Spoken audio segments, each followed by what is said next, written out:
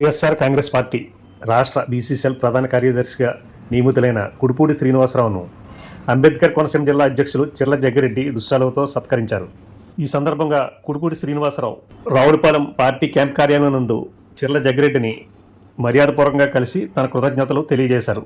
అనంతరం జగ్గిరెడ్డి శ్రీనివాసరావుని పూలమాలలు వేసి శాలువాలతో సత్కరించారు. ఈ కార్యక్రమంలో నియోజకవర్గ ముఖ్య నాయకులు, ప్రజాప్రతినిధులు, కార్యకర్తలు పాల్గొన్నారు. అందరికీ నమస్కారం.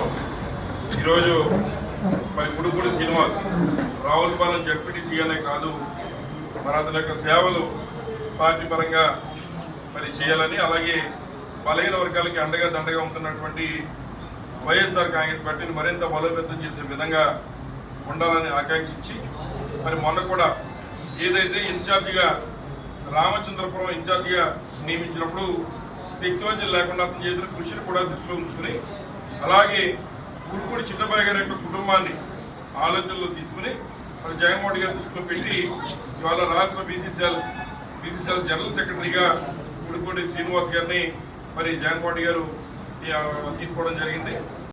జగ్గిరెడ్డి గారి ఆశీస్సులతో ఈ రోజున రాష్ట్ర బీసీసీఎల్ వైఎస్ఆర్సీపీ పార్టీ జనరల్ సెక్రటరీగా మరి నియమించడం జరిగింది.